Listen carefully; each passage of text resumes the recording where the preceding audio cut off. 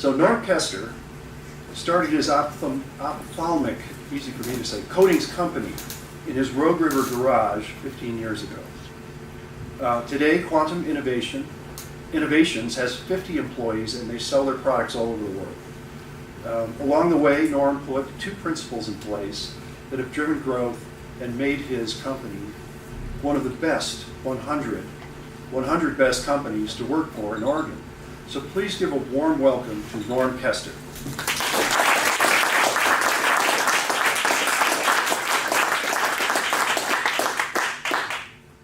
Make sure I'm on.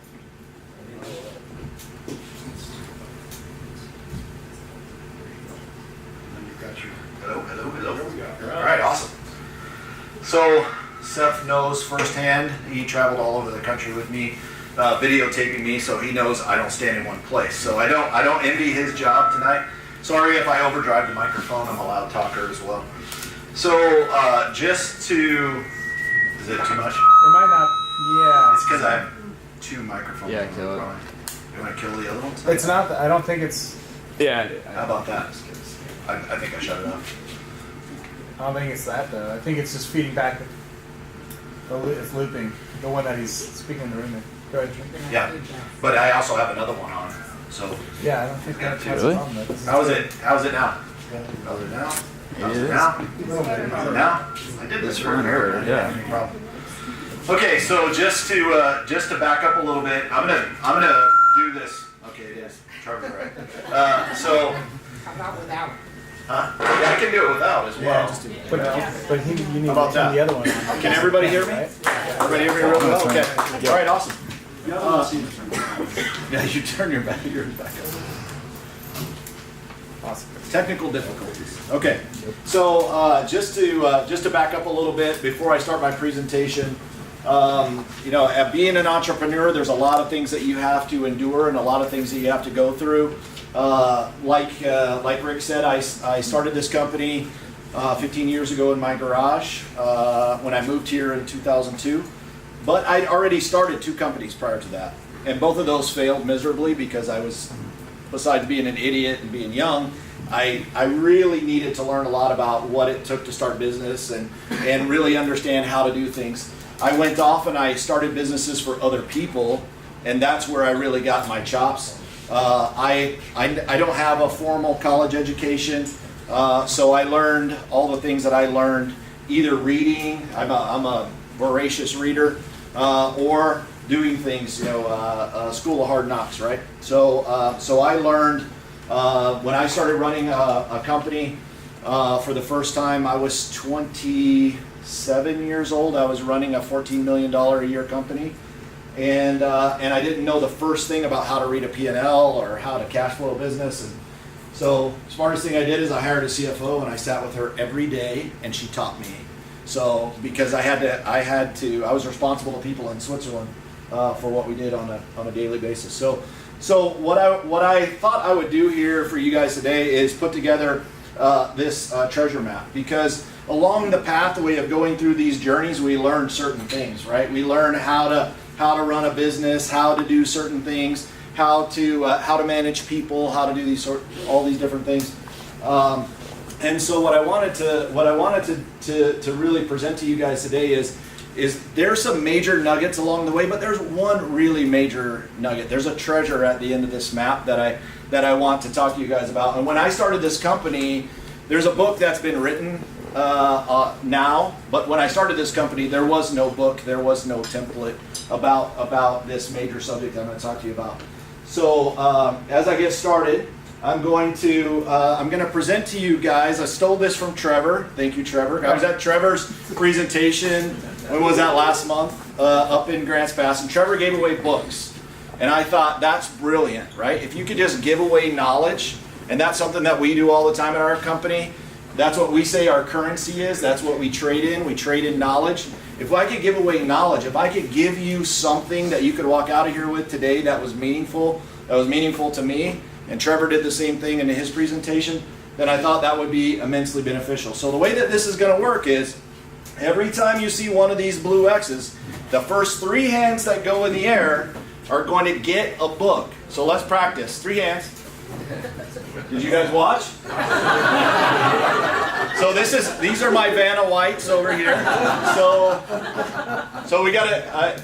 I know he was the first one. After that, I don't know what happened.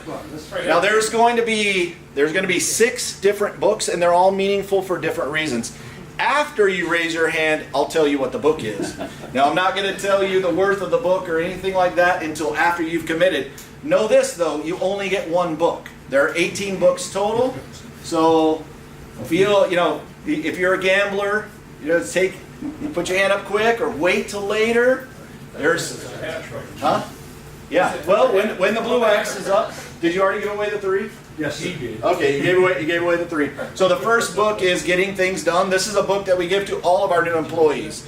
So this is a book that I read a long time ago, and this really helped me when I was a young person. I was 25 years old. I was on the road 10 months out of the year, and I was managing 14 people. I didn't know what I was doing, and I really wasn't very good at it. So, and what I couldn't do is manage all the things and all the people and where they were around the country. So I really needed to figure out how to simplify my life, right? And this was before email, before cell phones.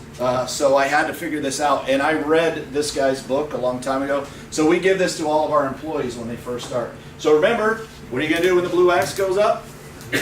Unless you're gambling on the worth of the book. Because there are 3 really, really phenomenal books and 3 just phenomenal books. So if you're gambling. Are they different colored X's we can look for? No.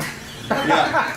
So to just contextualize this before we get into the actual meat of the presentation, as I stated before, I started my journey in the corporate life working for when I first got out, I went into the military right out of high school. When I started my trek, I got out of the Navy. I moved back to Minnesota, which is where I'm from, and there are some Minnesota people in here. Yeah. Then I started a company, and again, I failed miserably. I was at that point, I was 23 years old. Didn't know the first thing about it, but I had a company car, had a really sweet chair, and I had great cards. I nailed that part. Everything else, I burned through my cash. I had $20,000 in cash. I burned through that, man, really fast. Didn't have one customer, but again, I had a really sweet chair. So I went to work for some other people, and during that time, I really grew. And by the time I was 28 years old, I achieved the American dream. I made my first $1 million when I was 28 years old, right? So, but what I quickly found was, is that the American dream? Is the dream really there? Is it about making money? Right? So as a 28-year-old, oh, did you see? Yeah, I saw a couple of them. And which book? Which is the book? Okay, so we're gonna do Phenomenal. 7 Habits. 7 Habits. This is a really strong book. So this book has probably changed more lives than just about any other book outside of the Bible. So with I forget how many millions of copies sold, I teach classes on this book.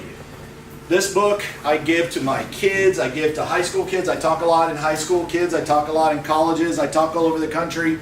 This book is the #1 book that I give out. This book changes more lives than any other book out there, I'm pretty sure.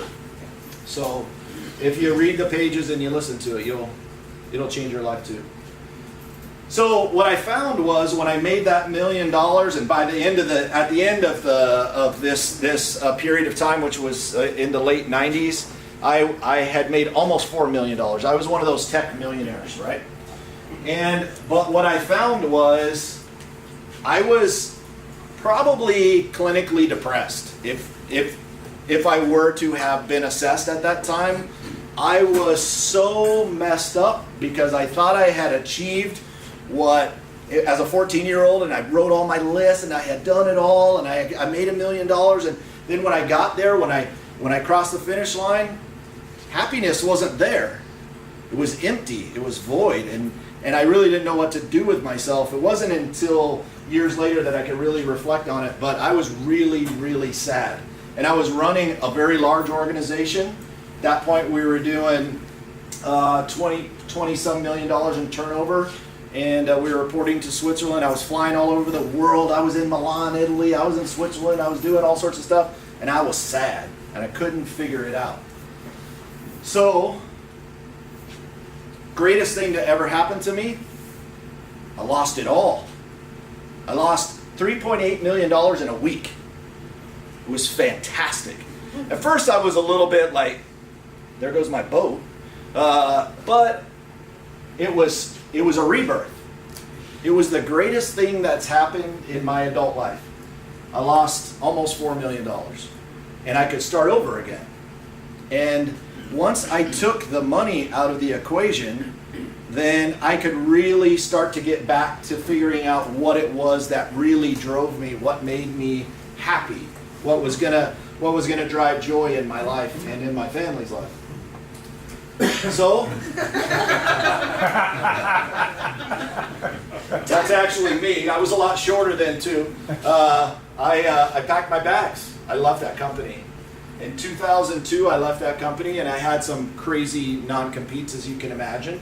So I couldn't even talk to people in the industry. That's how rigorous my non-compete was, because I hired most of the people that were in the U.S. Industry, and I was the expert in this particular field. So I couldn't talk to anybody for 6 months. But I was on a journey, and that journey was kind of exciting. When I moved out here, I actually thought I was going to open a vineyard. Then I read the books on how you grow vines and how much time it takes and all the pruning, and I threw the book out the window. So that was on the way here. I figured that out really quick.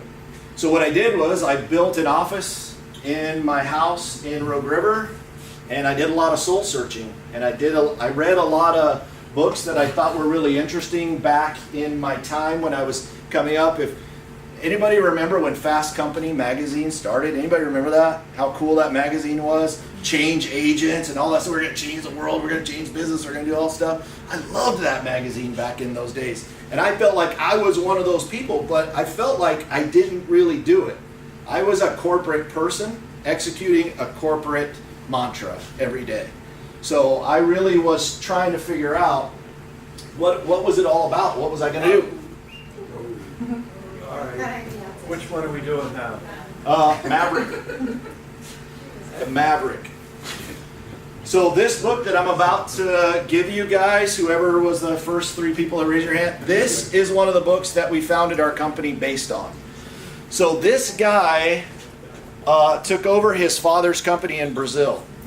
And his name is Ricardo Simler. If you leave out of here, It's amazing. Google, go to YouTube, do whatever you want with Ricardo Simler, and just watch some of the stuff that this guy is amazing.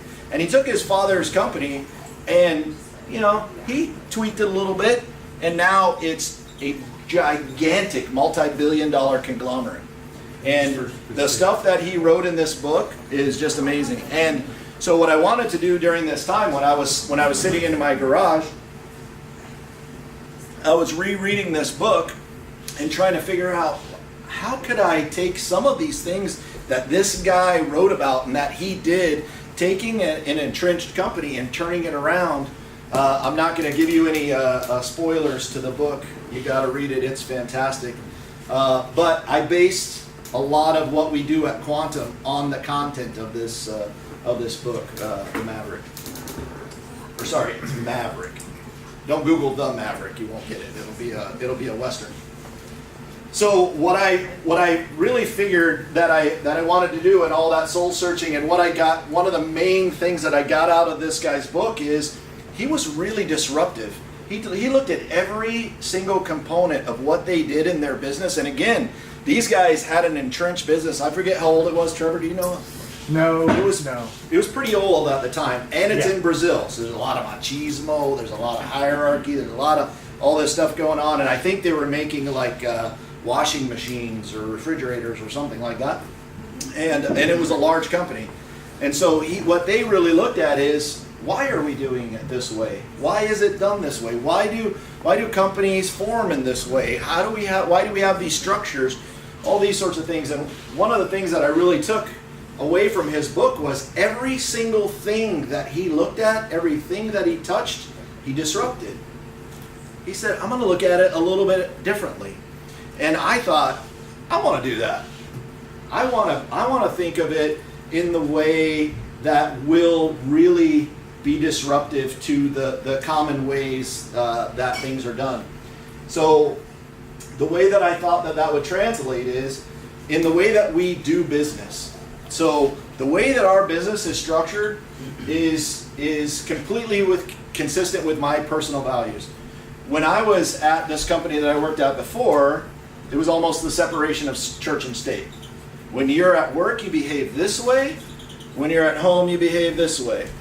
It's just business was a mantra, right? We could totally screw over whole groups of people because it's about the money. It's not about the people, right? So it's just business.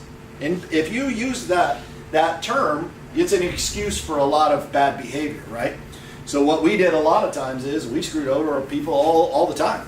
We made millions and millions of dollars, and that was okay. And I thought I'd leave and I'd go home, just did not sit well with me in my gut. So the other thing that we decided that we would, or that I decided that we would do is we wouldn't bow to existing ideas or mantras. So I wanted to look at it in a different way, and I wanted to look at it and say, if we could do it the best way, what way would it be if we started a business in the best way? And we would always apply the golden rule, right? So do unto others as you would want them to do unto you, or there's 1,000 versions of that. So be disruptive in how we sell our products. And so what we started with is we gave away all of our stuff, right? We gave it away. What we would say is, if we can't make your life better, if we can't change what's happening for you, my customer, don't buy what I'm selling. But if I can, which I think I can, if I can, then buy from me. And everybody said I was crazy, that this would never work. So the other thing that I said that we would do was we would always look to serve without any care for monetary gain. And that, again, we were told was just crazy. So we would get calls from customers, and this was my idea. We would just help. We would just serve. We would do whatever was necessary, and we wouldn't care if we got any gain at the end. So in our products, I wanted us to be disruptive. If we were going to be disruptive, it had to be in all channels. So in our products, so no Me Too products. What that means is, if it already exists in the marketplace, I don't want to touch it. Somebody's already doing that. I don't want to be involved. If I can do a times 10 value adder to something that's currently being done, then I'll participate. But if I can't, I don't want to be involved. So and then the other thing is, if we can't bring the iPod to our industry, we also don't want to be involved with that, right? So those are some of the things that we wanted to do and bring into business as a whole. So how was I going to do it? Now this is where we get into the kind of the meat of what this talk is about. How was I going to actually walk these things out, and how would this actually translate into business? So what I felt like I really had to do was I had to empower everybody that worked for me. What I wanted to do was multiply myself. What I wanted to do was make people. If my values were what the company was going to be structured on, I needed to hold everybody else accountable to those same values. So in order to do that, I had to grow all these people. In order to do that, I would have to empower them. So what is a literal translation of that? Everyone in our organization knows every single dollar we spend. It's open book. Everybody knows what everybody else gets paid. Everybody knows what I get paid. Everybody knows what we spend our money on. Everybody knows the financial condition of the company. We've never had a layoff. We guarantee that. Have we had to cut back when everybody got paid? Yeah. And you know what happened when the recession happened? Everybody got together and said, first of all, let's cut our medical expenses. Our medical. We cut medical. The employees got together and cut their own medical. Then they said, let's cut our retirement. Cut the retirement out, because we're not going to lay anybody off. The next thing they did is, we're all going to cut our pay by 30%. All of them got together. At the time, there were 14 people. They all got together. They all cut their pay by 30%. Wasn't enough. So then they found this program through the state where we would, I forget how it worked, but we basically paid them for 3 or 4 days and the state paid them for a day or something like that, but we never lost an employee. And when in 2009, 1 year after the recession started, man, we started growing. We grew all the way through the recession and we just crushed it. Our recession happened a little bit earlier because we lost our biggest customer. We lost $85,000 a month in revenue just like that because a company in China bought one of our biggest, well, actually was our biggest customer at the time. So we had 2, Walmart and Eye Care Centers of America, which was a 400 store chain. They own Binions in the mall. And they sold to a Chinese company, and one day to the next we lost them. So yeah, it was a tough pill. 85 grand. Yeah, it was tough. So empowering people was being completely transparent, and the other thing was we had no management. So we were empowering everybody to make all the decisions. I felt like if we gave everybody a clear understanding of what we were doing financially, everybody a clear understanding of how the business worked, then they could make a decision. So we had people making $100,000 decisions all the time. But the other thing that we got out of that was we had people that were working in shipping on day one and are now today running departments of our business making 70, 80 grand, right? That's what we got out of that because we empowered everybody. So out of that, I felt like if we empowered everybody and we had the right people on the bus, we would create innovation. Innovation would be coming off of us like crazy. And so when Walmart came to us in 2008 or 9, whatever it was, I don't remember, said, hey, you know what, we have a huge carpal tunnel syndrome issue with our employees making glasses. Can you help to solve it? Don't know, but can we look at what you're doing and try and figure it out? But we'll try. And our guys, our guys just rallied around that whole problem, that whole idea. And within 3 weeks, we had them a mock-up of what we thought would work. Now it was literally rubber bands and a little baling wire, and I think there was probably some bubble gum. We put a little disclaimer on there: don't open the box because it could fall apart. But it did work. And they said, yeah, okay, we'll do it. And now we've sold, Tim, how many of those have we sold around the world? 300, 400? Yeah. I think 350, 375 in there. Yeah, So they're all over the world now. That little machine that we made for Walmart to end carpal tunnel syndrome. So innovation, all right. Who do you feel it was? Oh, we got a couple of candidates. There was one right here, and that one. Where? This one here. Right here. Okay. And help it. This one right here. Sure. And this one right here. Okay. Which book are you doing? Okay, so this book is The Goal. I don't know if you already have it, Trev. Don't actually. Okay. What? You got it. So this is The Goal. This is an extremely meaningful book. This guy wrote the book that started the theory of constraints. So the theory of constraints, if anybody's ever heard of drum buffer rope, or if you have a Herbie in your organization, and how to remove the constraints out of your organization to help your organization grow. This is, as he says, this is building on the shoulders of giants. So this is built off of the Toyota method. This is one above the Toyota method. And this is an extremely good book. Now, he writes it in a way where it's kind of a novel, and he's delivering the principle at the same time. So he's solving the constraint in a marriage while he's solving the constraint in a manufacturing facility at the same time. It's a great book, great read. When you read it, it'll be he's in a manufacturing plant and he's got his family that he's dealing with.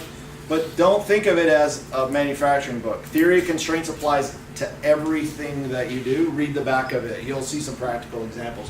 Really, really great book. So what I did was I started the company based on these core values. At our core, we believe in the individual. I believed that most corporate structures are around the 2 to 3% of people who are the anarchists, the crazy people. So we build all these substructures around the crazy people instead of building it around the people that are good. That I felt like most people get up every morning and they don't go, put their pants on and go, man, I just want to suck today. I'm just going to mail it in. I'm going to show up and it's horrible. I'm going to be horrible today. No, we get up. We want to move the ball, right? We want to contribute. We want to be helpful. We want to do something. But we structure our companies assuming that everybody wants to mail it in and that people want to do harm. So I said, no, we're going to believe in people and we're going to structure our company with that belief first. So the other thing is we were going to believe in servanthood. So we were going to believe in serving others first and foremost, whether that's each other, whether that's our vendors, whether that's our customers, I didn't care. So just a practical example of that, when somebody comes with a semi-truck and delivers us goods, we send them inside and we get them something to eat and something to drink. We take the stuff off the truck, we clean their truck, and then they leave. We want to serve them. Now guess what? They line up to deliver to our place, right? We have a long list of people who want to drive for us. We have drivers within these companies who fight to deliver to our location because we serve them. They know that. They understand. It's different. They like to just hang out with us. We have vendors that just come and talk to us. We have vendor appreciation dinner. Some of you guys, Jim, you've been to one of our vendor appreciation barbecues, right? We have people from all over the country come to our location to have a barbecue. And we just hang out and we just thank them for the day, right? That's the practical walking out of what that looks like. And the other part was we're all in the same boat. So a rising tide raises all ships. And I felt like we all were in the same boat no matter what role you play in the organization. And that needed to pull through everything that we did. So we made two basic principles that we were going to live by in all of our business transactions. The first one is virtuous business cycle. So what we just call virtuous cycles. So this is a traditional virtuous cycle. I'll show you first. Anybody got an MBA in the room? There's one. You've got one. So you've got one. Sorry, I didn't see you over there. I don't have one. So I'm with the rest of you guys. But this is one of the things you want to create a recurring revenue stream, right? A virtuous cycle. This is something that's taught in most MBA programs. So this is the definition of a virtuous cycle or a closed loop recurring revenue stream. So this is what it practically looks like. So you have cash flow to invest, you improve, you get around, you create more revenue, you invest in it again, and you continue to grow, right? This is how most companies, they want to create one of these recurring revenue streams. A lot of companies, this is the sole focus, right? How many recurring revenue streams can you create? Most banks are centered around recurring revenue streams, right? Interest and that sort of thing. So this is a standard methodology. So what I wanted to do was take this and turn it on its ear. If we were going to be disruptive, this is what it's going to look like. So what I wanted to say is we're going to take a virtuous cycle and we're going to take the money right out of it. This is our virtuous cycle. So what we do is we look to serve, do the right thing every time. Customer calls up and says, I got a problem. We don't say, can they pay? We don't say they didn't pay us last time. We didn't say that they're 90 days past due. We say, what can we help you with? You need somebody to come up there and help you? Sure. Yeah, we'll come up there. We'll do it. And we'll worry about the rest afterwards. So a great example of this was there was a guy down in Oklahoma and he was losing business like crazy. He had a problem, but he was losing business like crazy. When I initially visited him before this problem happened, it was a thriving business. He probably had 18 employees. He was making a lot of glasses in his location. When I went down when his problem happened, he had 2 employees. He went from 350 pairs of glasses a day that he was making in his heyday down to 2 or 3. He lost all of his customers. And I said, look, Tom, I can help you. I'm not going to charge you anything. I just want to solve your problem. You've got a problem. I can help you. And he said, nobody does anything for free. This is an Oklahoma guy, right? I mean, he's tried and true Oklahoma, true blue. And he said, no, you can't come. I won't let you come to my place and help me. Nobody does anything for free. And luckily his wife was there. And his wife said, Tom, you're losing everything. Let him come down. So I flew down. I fixed his problem. And then I got in the car with him and I went to see all of the doctors that he serviced, that he had lost his customers from. And I was able to get him back about 30% in that one day that I traveled from doctor to doctor in the car with him. Got him back about 30% of his business. Now, what I didn't know was Tom had another business. I didn't know Tom from Adam. I didn't know Tom at all. He had another business. He made a component that was in every lab in America. Every lab making glasses. His other company, people bought this special drill to drill mount lenses in the frame. So Tom calls up everybody he knows and said, you got to do business with these guys. Let me tell you what they did. That's our virtuous cycle, right? I didn't gain anything at all from Tom. Nothing. Now, 6 months later, Tom was my customer, right? Because I helped him. Not only did he do that, but he got me 11 other customers. Tom evangelized for me. That's our virtuous cycle. So we look to do the right thing. We create that valuable interaction. That's what I did for Tom. Then he was very happy, right? Because I stopped the bloodletting at his business, turned his business around. He evangelized to everybody that would listen. And he would call me up, Tom. He'd say, Norm, I got another one. I got another one. It's so-and-so in this state. Okay, Tom, I'll call him right away. And he was just so happy to be helping me grow my business, right? And through that, we'll gain. Now, we may not gain monetarily, and there's probably about 30% of what we do where we don't gain at all, right? Has anybody heard of the glasses that solve color blindness? Yeah. Anybody heard of that? We did that. There were some guys that were at UC Berkeley that had an idea. And that idea was, we could take eyeglasses and make this crazy coating on the eyeglasses, and it could solve color blindness. But they had a problem. How could they make it? They didn't know how to make anything. So I said, I'll help you. I met him in New York. I said, I'll help you. We'll make it for you. Now they didn't have it quite refined, right? And they didn't, they had theoretically had it right, but they didn't really have it right. And we made it. We fixed their problem. And one of our guys is colorblind. That works for us. And I said, Eric, try these on. I want to see if there's anything to this, because when I looked at it, I'm like, this is a nightmare. I mean, whatever. I would never wear these. Eric put them on, started crying. Eric saw red. He never saw red before. Dope. They got something, right? So I called those guys up. Hey, we made it. Proof of concept, go. What did I get out of that? 0. What have I gotten today? 0. Nothing. Didn't get a thing for that. We're working right now in taking glasses and turning them into a piezoelectric microphone so that deaf people can look at somebody and amplify sound only in the direction of where they look. Because the problem with hearing aids is you amplify all sound. We've been working on that for how many years, Tim? 3 years, I think. 3 years. It's an 80-something-year-old guy in Oklahoma. I don't know what I have with Oklahoma. I don't know what it is. But now that I'm saying it out loud, I'm like, I got a thing for Oklahoma. But yeah, Wendell, he's got this idea. He's got a good idea. We just got to figure out how to get him through proof of concept so we can make it. What are we going to gain out of that? Nothing.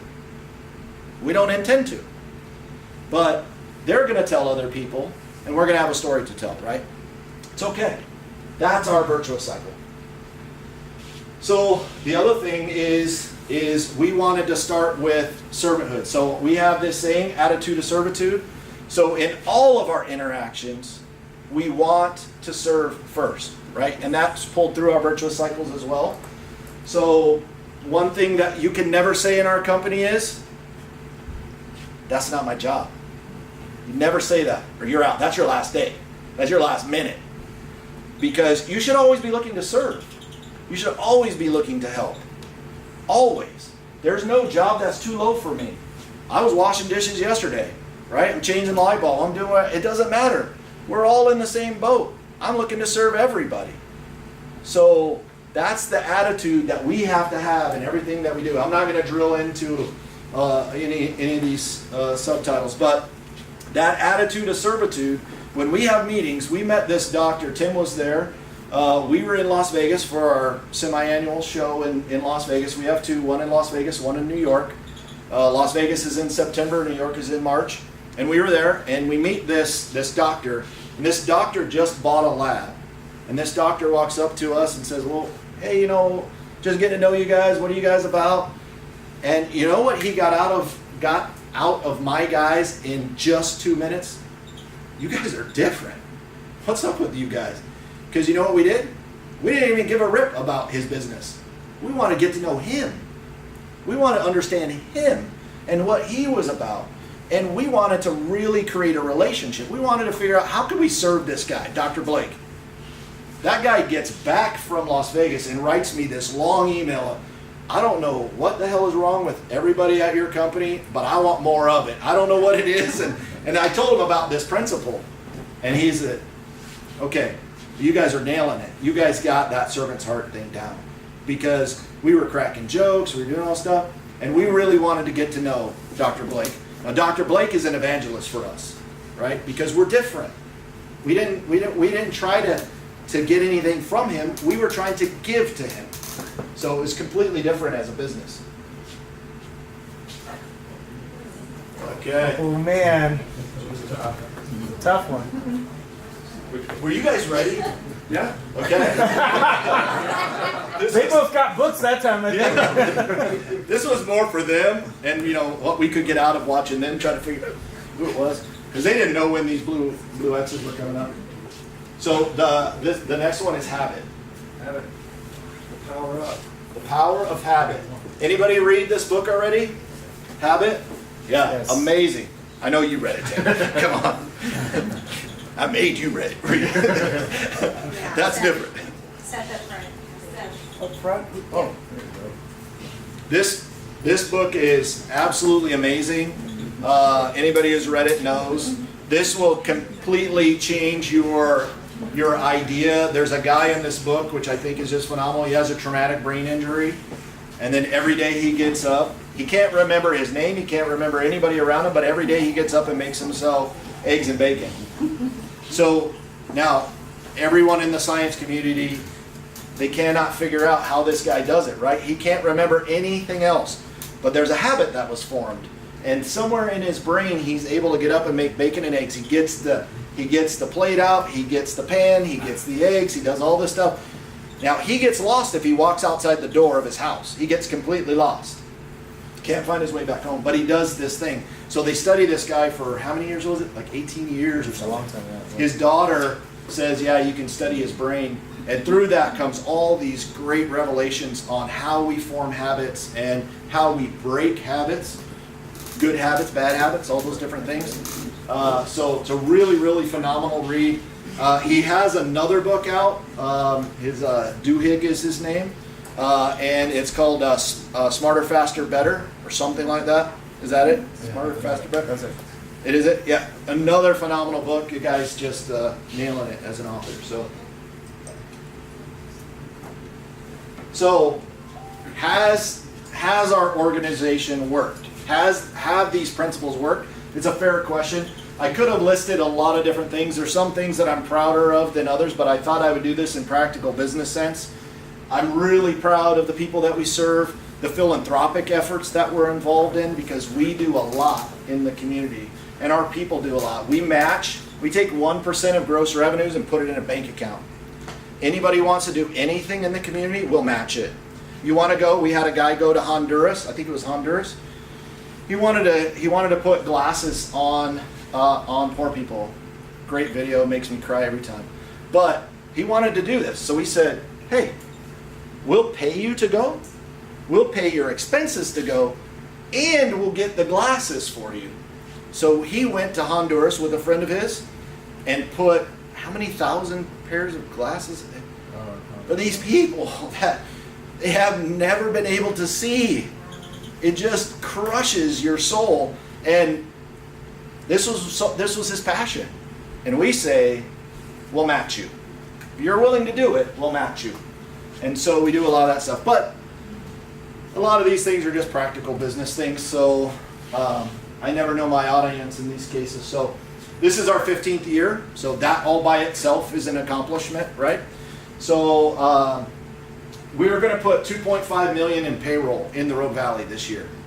So we also have one of the highest average payrolls in the Rogue Valley as well. We're almost $50,000 average payroll. And that's across 52 people. So that's pretty good. We've only lost, and I say lost because we know exactly where they are. And two of them we fired because I don't want customers that I don't like. I want customers that appreciate us. And I had a customer that called me up and went through this whole rigmarole. Tim knows the story, he's already laughing. But he said, after he went through all of this whole rigmarole, he said, you got to have a conversation with this one guy that works for you. Okay, well, what about? I mean, Jesus, sounds really serious. I was on my way to Oakley in Foothills Ranch, California, a customer of ours. You may have heard of him. And so I pull over to the side of the road. This is serious, right? Yeah. The guy stole from us. Stole from you. Holy man, stole. One of my guys stole from you. What happened? He broke the tip of a screwdriver and didn't tell anybody. Oh, you haven't paid your bill in 6 months, and you're calling me about my guy, who is this guy has integrity coming out of his ears.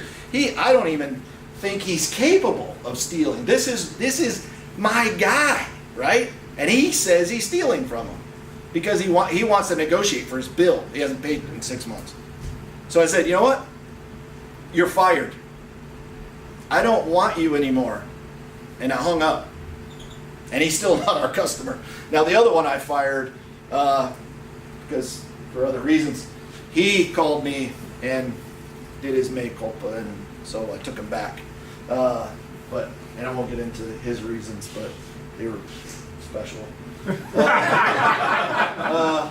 So we're the number 2 company in the U.S. doing what we do. So we're only behind one company, and that company is, what are they, 30 billion? Small company. Yeah, we're right behind those guys. We're right in behind those guys. And they keep trying to buy us, but we keep saying no, because that's not what we're about.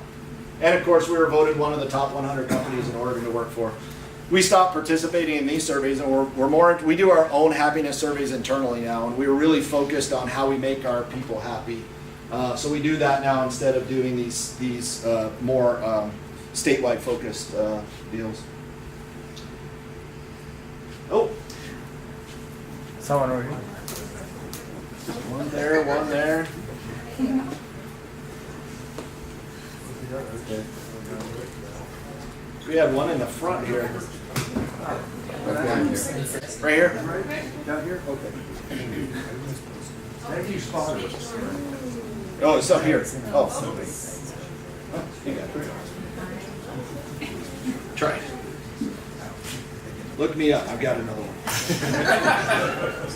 Because that's the last book, I'm pretty sure. So now this book is Start With Why. So now this is the book that I wanted to, that I said at the beginning. This book wasn't written at the time. The man has got one of the top 10 TED Talks of all time. Simon Sinek is his name. And this book is really phenomenal. Because what I want to leave you guys with today is you have to answer the question why, or you're going to be like me, adrift on that boat somewhere.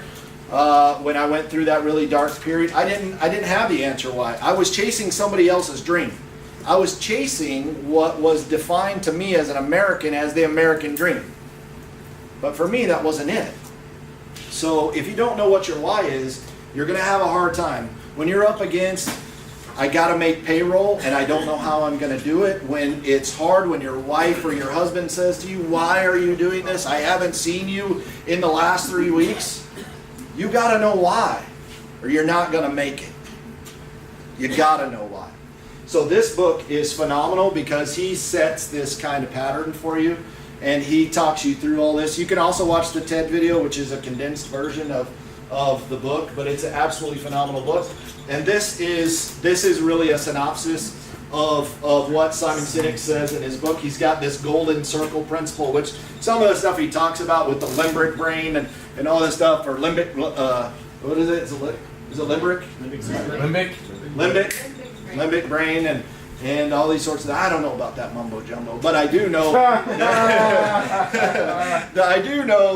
that you gotta have the why figured out, right? I do believe that the what and the how, a lot of people know that they're selling a widget, right? If you don't know why you're selling the widget or why your customer would buy the widget from you, you got a problem. You're gonna be up against the ceiling right off the bat. You gotta figure this out. And if you do this in the beginning, if you start with the why and you understand your why, that's for you and for your customer. Why would somebody buy from me? Why am I doing this business? A lot of other things are going to take care of themselves. So I highly encourage the why in all of this. And for me, it was I wanted to be disruptive, and I also wanted to grow people up in the way that I think that they should go. I think that we should have principles, and we should have character, and we should have integrity in all things that we do. And if I could get that infused into everybody, our business would take off. That's why I wanted to have a business, and that's what I wanted to do. So my encouragement to all of you is to get involved.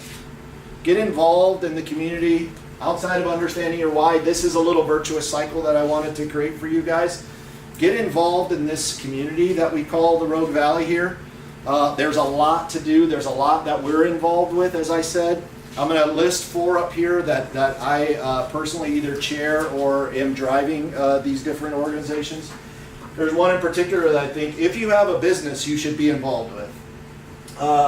Serve others in the community. If you do that, in the end, you're going to gain. The community is strengthened. Then this whole community becomes a better place for us to live, for our kids to grow up in. I want my kids to stay here. My kids are all in their 20s now. And I want my kids to live here. And I want them to feel like this is a great place to live. And that is your responsibility. That's my responsibility, right? It's not somebody else's, it's ours. So if we do this, we're gonna have a greater community. And in the end, you win, right? It becomes a greater place for us all to be in. So now here's 4 groups that I personally am involved in. Obviously this whole thing is being put on by So Ready. If you're not a member of So Ready already, join So Ready. I don't know how much it costs. I used to know, but it's not much. And that goes back into developing this community. But the one that I wanted to say that you guys should all join, if you're a business person, be part of this So Big group right here.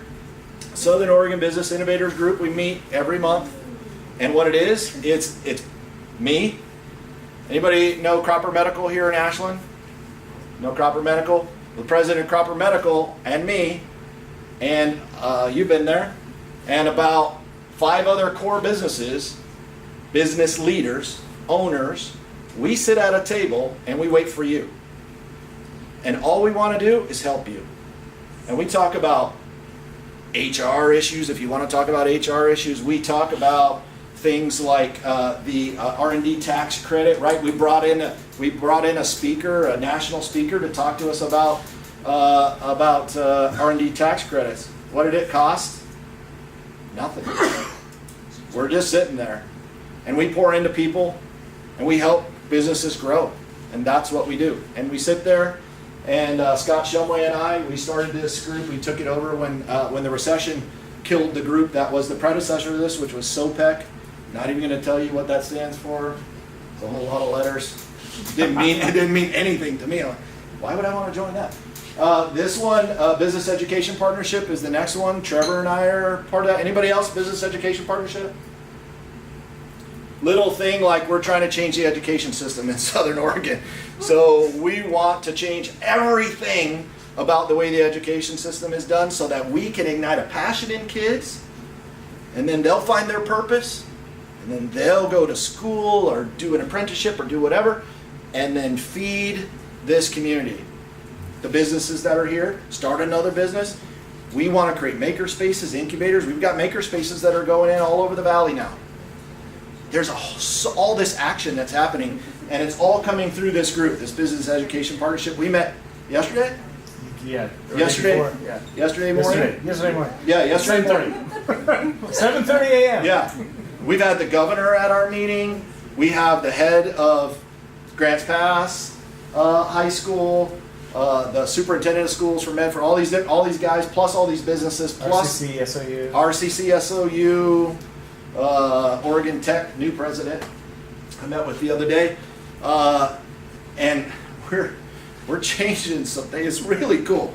I love that group. The other one is the Road Workforce Partnership that I'm involved in. I don't know what it takes to be on it. I don't even know how I ended up on that thing, quite honestly. But it's really cool because we're trying to solve problems in people who need to find work. And it's a really cool thing to get involved in.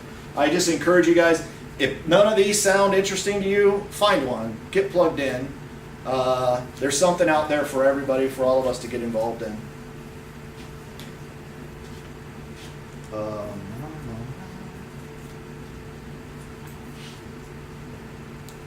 And You win again. you win again. All right, that's it. I guess.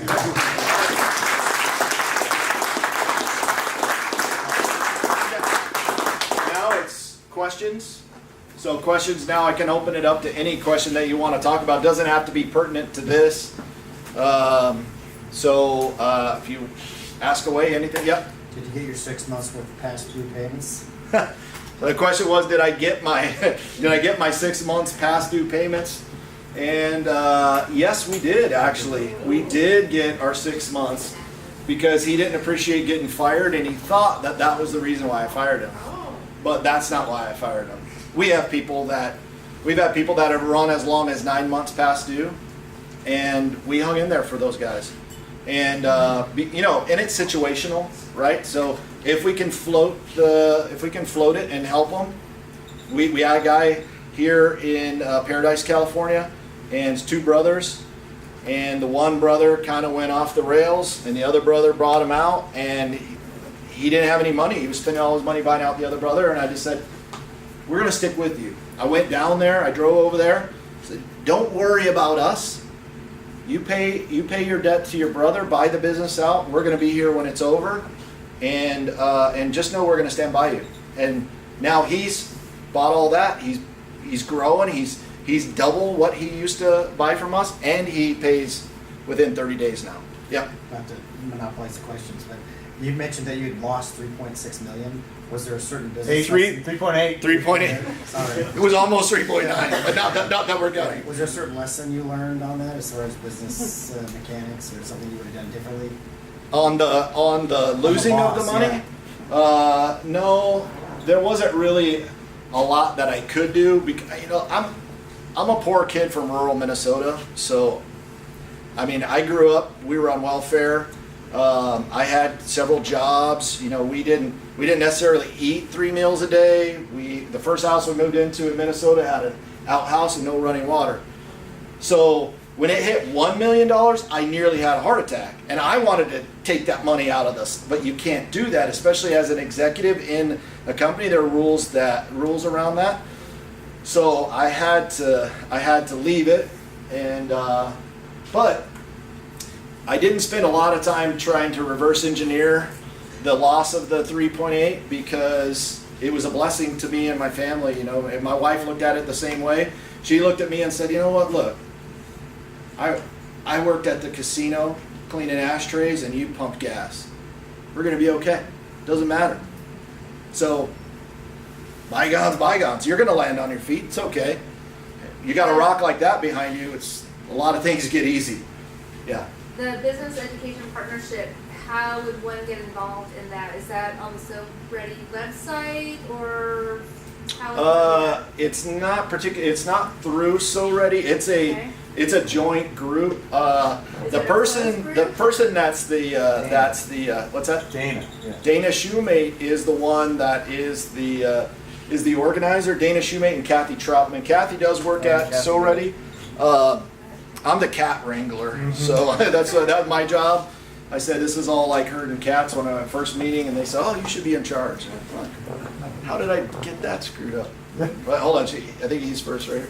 I really appreciate your principle of serving and not being concerned for monetary gain. I am curious about the transition from working free for someone who Evangelizes. Yep. tough word to say. Yep. Transition between working for free and beginning to bill. Say Okay. a little bit about how that happens. Okay, so his question was, how do you transition from giving away your service or your goods to actually turning that into monetary gain? So for us, it may not come through the individual that we served, but generally speaking, what happens, like in the case of Tom, I go down, I help him, and then I was able to help him, I was able to impact his business, and then it was just papering the transaction. At that point, he was, okay, so how do I become a customer of yours? So then it was a short period later that we worked through the contract, which our contracts are really just a handshake. Everybody in our business laughs at our contracts, but the funny thing is, everybody honors them because it's one page. We're going to give you some crap. You got to buy the crap from us, and then we're going to license our intellectual property to you. How do you feel about that? Sign right here. That's basically it, and people honor it. So now, in the cases where we don't have a direct a sale, what we, like in the case of the guys from Enchroma who started the Curing Colorblindness, they're going and talking about the people that helped them to. So right away we got another guy from, I forget where he was from, but he had a patent idea on putting a coating on glasses to stop the xenon light headlights from nighttime vision. But we weren't at that point. We weren't really interested in helping, and he was trying to, hey, I'll give you all this stuff, and yeah, no, we're just not going to do it. But generally speaking, people evangelize for us, like the guy that we're doing the hearing aid, the piezoelectric microphone for a hearing aid. That guy is telling everybody about us, and we're just helping, trying to help them get it across. So I don't know if that answers your question directly. It always comes back to us. Sometimes we just don't know how it got there. So we ask, hey, how did you find out? Because we don't advertise. We've never advertised. We take care of 64 customers here in the United States. We're in Israel, Lebanon, Switzerland, India, South America, Mexico, Canada, and almost every state in the United States. And we don't advertise. We never have. Somebody has to tell somebody else. So, yeah, Bailey. I'm going to evangelize for you. Okay. I'm with an organization called Living Opportunities, and we support people with developmental disabilities. I first heard you speak at the So Ready annual conference a few years ago. First, I wanted to work with you. I got to work in this place. It's amazing. But came up to you after along with throngs of other people and said, would you mind if I called you and talk to us?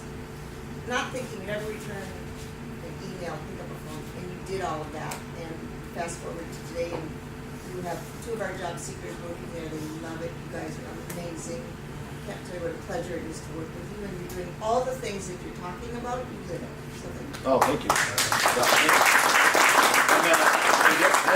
Just to tag on to what Bailey was just saying, one of our people came up to me, and Tim was in the meeting. So we're in a meeting. A bunch of us are we're strategizing, the next 25 years of the company, and we were laying down this great strategy and doing all this stuff. Knock comes on the door. Hey, I just want to talk about this because one of the Living Opportunities guys, he's just not able to produce at the right level.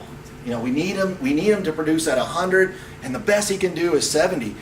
He's happy, and he's talking to everybody, and he's petting the dog, and he's having a great time, but man, we can't get him past 70.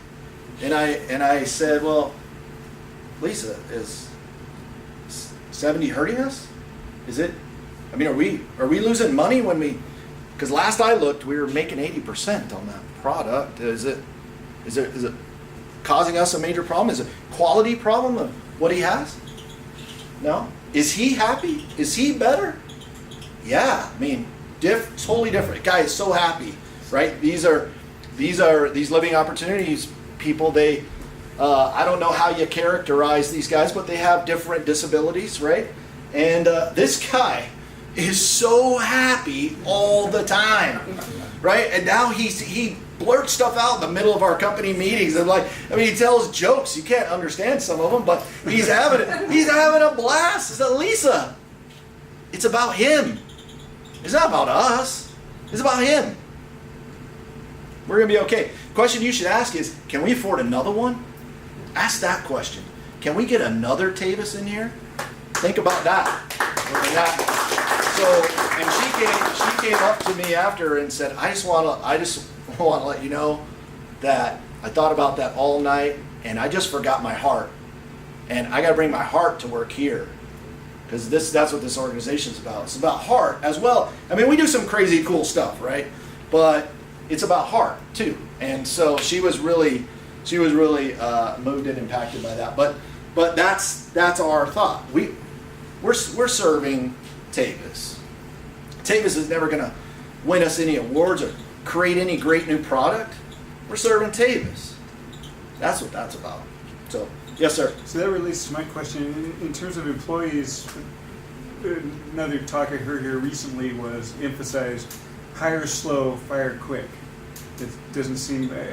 So getting a team, a cohesive team, where you really need that, especially in the early stages, how do you... I don't see how that fits with your model. Well, it totally fits with hire slow, yeah. So the old analogy where you go into an interview and so I was supposed to repeat the question again. I'm getting caught up in the moment here, but he asks about hiring slow and firing fast. So my answer to that is when you go into an interview, I'm Brad Pitt and you're Angelina Jolie, and at some point you got to figure out that I'm 5'2" and 400 pounds. I'm not Brad Pitt, right? Somehow you got to figure that out. And I advocate for a long hiring period, because what's really important for us is you got to fit this. We go through a lot of folks, right? Because people come in and you have such entrenchment. You think this fits you. I guarantee you it doesn't. Because you went to grade school. You have a mother and father. You have worked in business. You have an entrenched habit, from the book there, and behavior. You believe in hierarchy. You believe that somebody, even though you don't think you do, you believe that people should tell you what to do. Well, what happens if no one's around to tell you what to do, because you believe in our company that you're going to find the place to serve and fill that void? That's hard. That having heart, look at Tim shaking his head. It's hard. You think it sounds great, but it's hard. And some people just don't do it, right? We had a guy from Intel. This guy's a rocket scientist, right? From Intel. He's used to filling out things in triplicate to go to the bathroom, right? Rocket scientist. We couldn't get him to leave his desk. He was just waiting for, I'll move when somebody tells me what to do. Nobody told me anything to do today, so I just sat there, right? So I encourage all of our people, take a long time. We send people on Easter egg hunts when they come in and interview. Like, you got to find this. You got to find somebody named Bob. You got to find something in the building that's pink and at least 3 foot tall. And you got to do these other things. And we put them in rooms and we knock over trash cans and we see if they pick up the trash. And then we have girls walk by interviewees and they drop stuff. And if you don't pick it up, you're out. You're not looking to serve, right? You're out. We're trying to characterize people that have heart, and it's hard to find, because people are in a traditional mindset. So, are we quick to fire? Yes. Quick enough? No, not always. We just let somebody go a couple days ago. Been with us for almost 2 years. Should have done it day 2. This guy, rock star, outstanding performer, crushed it in everything that he did. But did he believe in servanthood? No. Did he come to any of our events? No. Did he believe in some of our core principles? No. And he would tell you, I don't believe in any of that crap. Saved us a bunch of money.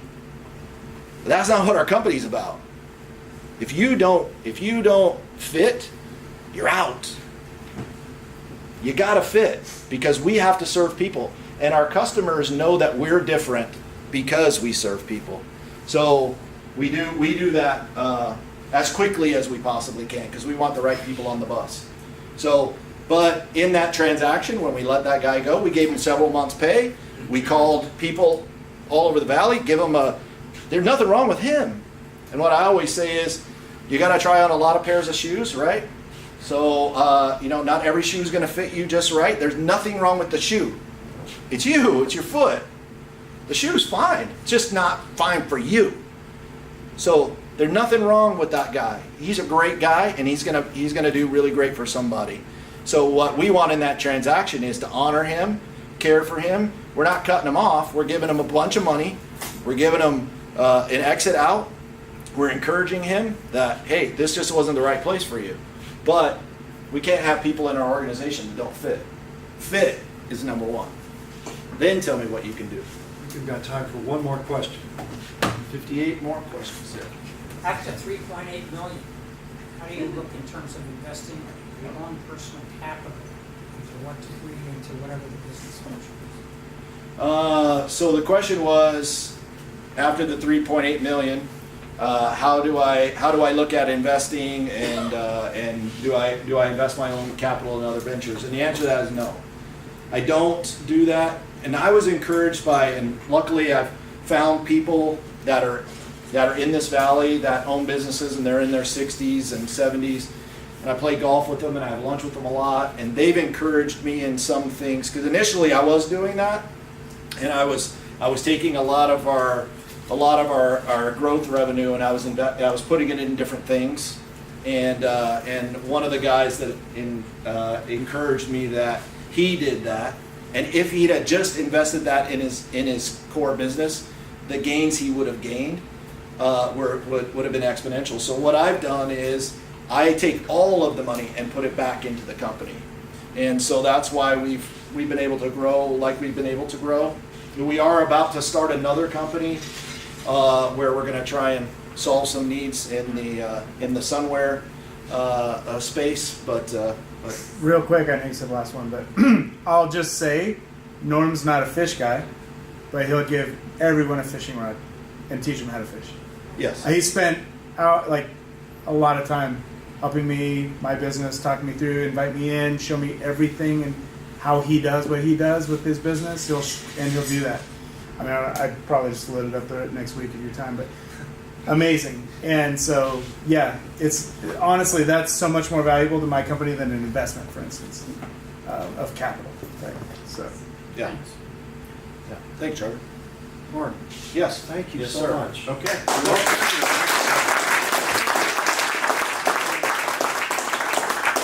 We have a really valuable gift to give you. You're not a coffee drinker, but maybe we can just give you a little surrender. Thank you very much. Thank you for everything. Wow. All right, folks, we are going to do two more things. One is stand up and shout. And Hey! Oh, I'm sorry. let me see. So we have three people, and one of them is Robert. Would you come on up here? Wow. And you really are going to have to shout, and you're going to have 60 seconds to tell us what's on your mind. We'll need whatever. 10 seconds left. I'm doing this, making soap. This is my company. I'm a startup, and I'm in sort of Ashland talent, looking to get commercial space and go somewhere with this. Natural product soaps made as cleanly as I can make them and as well as I can make them. I'm trying to make a really good product that I started 30 years ago. Why? Because it's me. It's been like dragging itself along with me for 30 years, and it just keeps getting better and developed. So that's what I decided I better do. It seems to be around. I'm gonna leave some stuff over there on the table for people to smell them, and if you wanna take one, take them. They're yours. I'd like to go into cosmetics. I'd like to go into all sorts of body products of the same caliber, really high end, very good ingredients, predominantly organic, and that's what I'm up to. Thank you for listening. Thank you, Robert. Thank you, thank you. So we have another Robert come up. So Robert Delormier. Yeah, Delormier. Delormier, take it away. You have 60 seconds to tell us what's going on. What's on your mind? Hi, I'm Robert Delormier. I'm not selling anything. I'm just, I actually work remotely for Macy's.com. I'm a big data engineer, and I'm looking to see what is the heartbeat of the valley, to see if there's anything where people could use it. As simple as that. Thank you.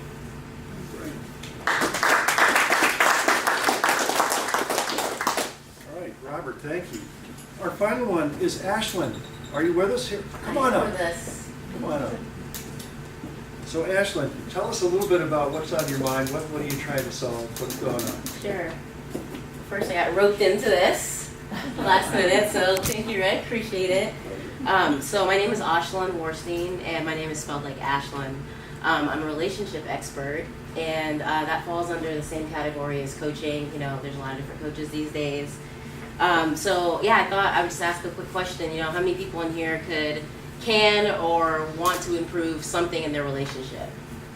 Is there anything you can improve? Or if you're single, you know, is there something that hasn't been working out or that you really want to change in your next relationship, right? We all have something like that. So for me, like, that's what I do. We focus on the individual. I meet the individual. We look at your love blueprint, patterns, things like that, and then figure out how we can improve your relationship. So helping people manifest and actualize their ideal relationships. What I'm looking for, so recently I have had to actually act like a millennial and focus on my online presence, just something I've been avoiding for a while. So I'm looking for like a social media assistant and also a photographer for my business. Wow, That's right. great. Yeah. Well, don't go away. Thank you for that. Thank you. I would like you, if you would help me, Oh, sure. I'd like you to draw the winning ticket out of this bucket. Oh, I feel lucky, Rick. Since Wow, you're the relationship pressure.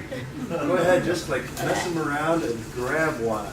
Oh, Oh, those ones are out. I'll put it back. We have to be fair. there we go. Okay. Go. Annette B. Annette? Is Annette here? Annette? Cheers.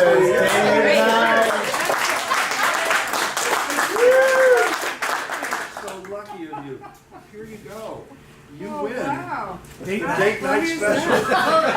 Great ticket, Annette. Norm, everybody want to thank you for being here. It was a great evening. It's really demonstrates what a wonderful place this is. If you have books that you already have read and you want to trade them, hold them up right now. Everybody hold up a book they want to trade. No way. Sorry about that. Anyway, thank you very much for being here.